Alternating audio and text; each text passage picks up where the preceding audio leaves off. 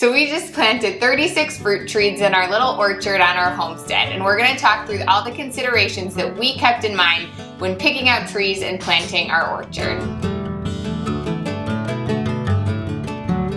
Alright, so when we moved from our previous home to our homestead here, probably the hardest thing about leaving there was leaving the 8 fruit trees that we had planted. So we had hand selected these 8 trees. We had the King David. We had these beautiful fruit. The King David. I know. We had these peach trees that we were so excited about, and they were doing so well. And then a couple years after we planted them, before they even had a chance to fruit, we up and moved. And so that was probably the hardest thing leaving behind when we moved to our homestead. So we knew that when we came here, one of the first things that we wanted to do was plant fruit trees and have a little orchard on our property. Yeah.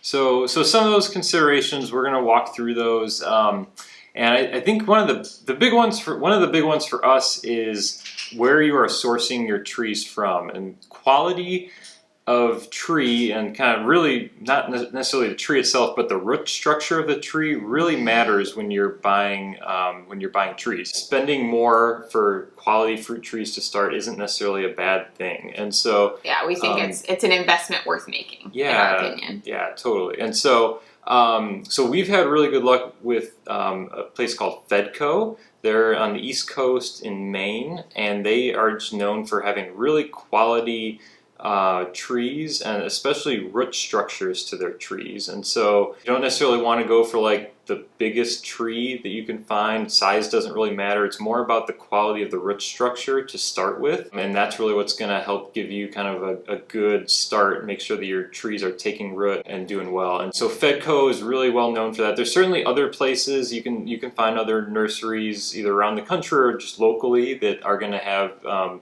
really good trees as well. That's just one that we've had really good luck with. We've ordered from them like 3 different times now, and been really knock impressed. on wood, all of our trees have done beautifully. Yeah, they've all taken really well. And and so like as soon as you open up the box and you pull out one of their trees, you just see that root structure. It's big, it's beautiful, it's healthy looking, and they have great trees. And so there's one of the Fedco catalogs. They have like one of the most entertaining catalogs to read through and look through each year. So when that comes in the fall, I just love looking through it. And they have a lot of just unique heirloom varieties of trees that you're not going to find hardly anywhere else, or you're certainly not going to see like in the grocery store or something like that. But they probably have like 100 different varieties of apple trees that you can choose from. Yeah, it's a ton. But one thing to keep in mind if you are going to order from Fedco is that you do need to order early. I think you need to place your order by, I don't know, we've always done it like in the fall or by January, because they do sell out and you do have to order them early.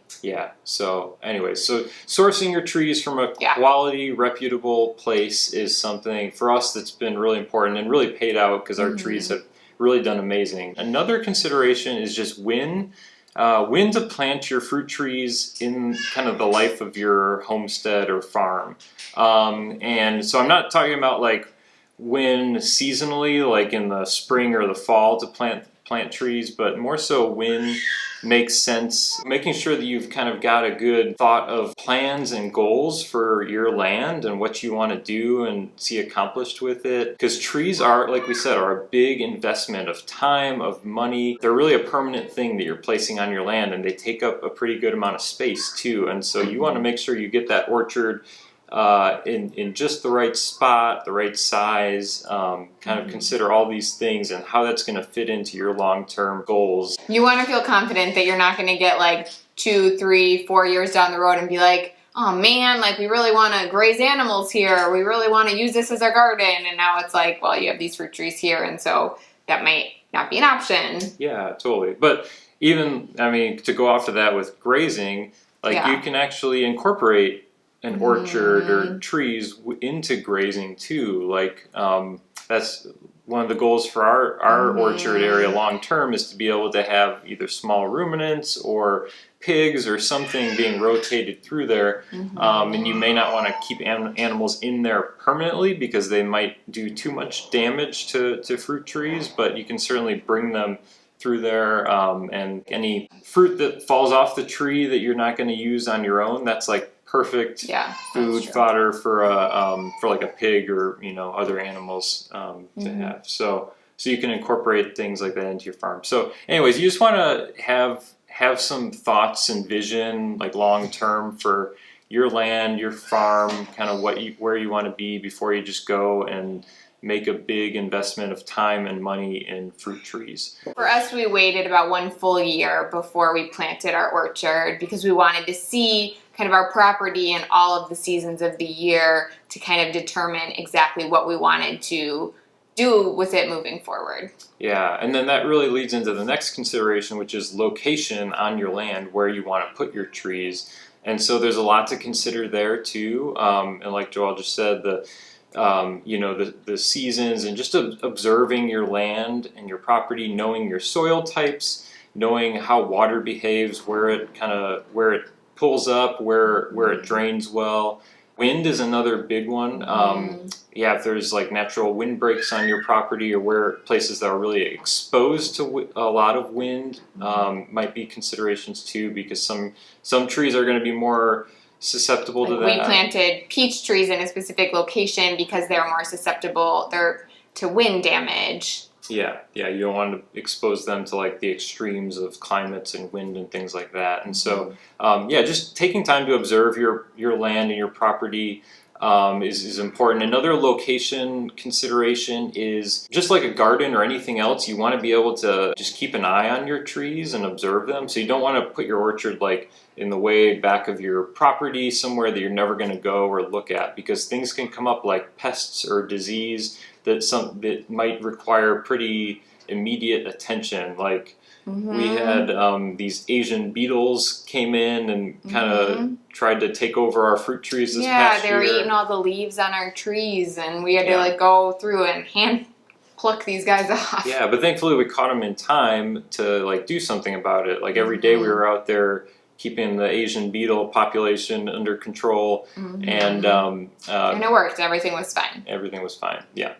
Another consideration with the location of trees is that you want to think, like 10 years down the road with trees once they're pretty well fully grown and established, because trees get big, and so you don't want to like plant them on the south end of your garden and then you're wondering why your garden gets no sunlight in a decade or something like that. So just that's something to consider. Space things out accordingly, put them far enough away from anything that they're not going to like crowd out something else that's on your property.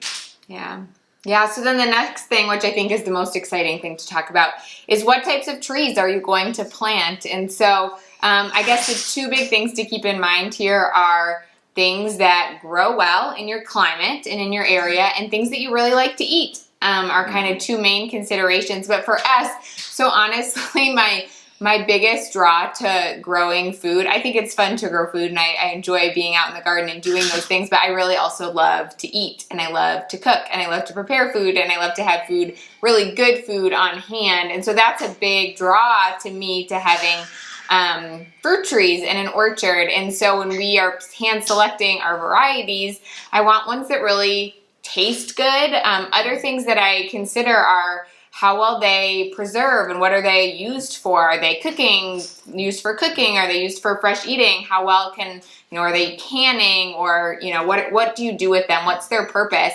Another consideration with that is not getting, if you're planting 5 trees, maybe trying to get some that are going to be ripe earlier, and some that are going to be ripe later, and some that store well through the winter, so that, if you're doing apples, for instance, you have ones that are going to be ripe from like early August all the way through the end of November, that you can store through, till April.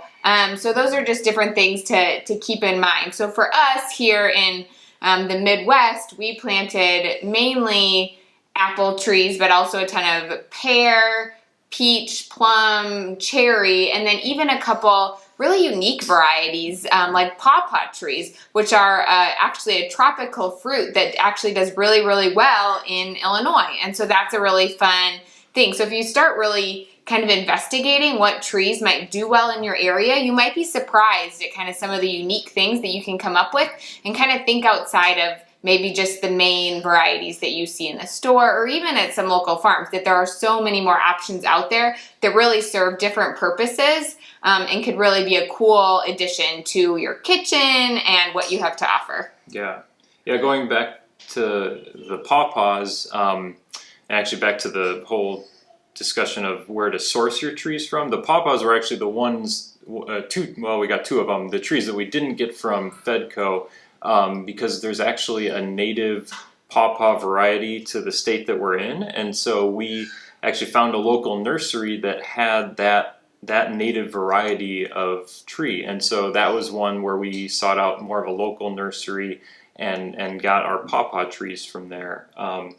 So another one you maybe mentioned this, but another fruit tree variety is mulberries. Yeah. And mulberries are like a super versatile tree. I mean, they like grow out in the wild like crazy. We actually just have a bunch in our back field that just like self-planted themselves from, birds pooping and spreading seeds around.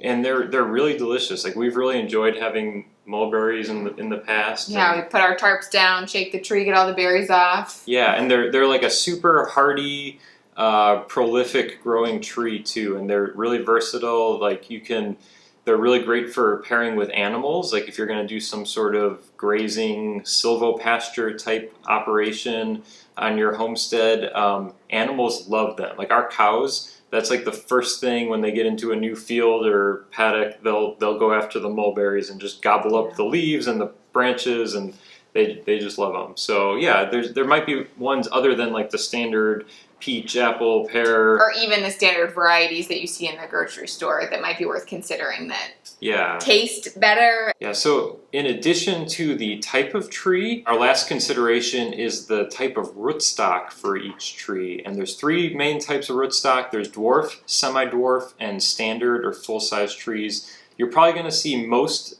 trees come in the standard or full-size, which is just going to be a full-grown tree. But you may want to consider like the dwarf and semi-dwarf trees as well. And so some of the main differences are the size. Obviously, like a dwarf tree can be as like a quarter the size of a full-size standard tree.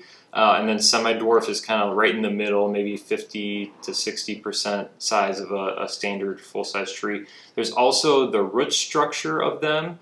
Is gonna be different. So a full-size tree is gonna have your biggest, deepest, most like well-established root structure, and then dwarf is gonna be less so. So they're not gonna be as established of a root structure. And so where that can come into play is, especially if you are considering things like having animals grazing alongside your trees.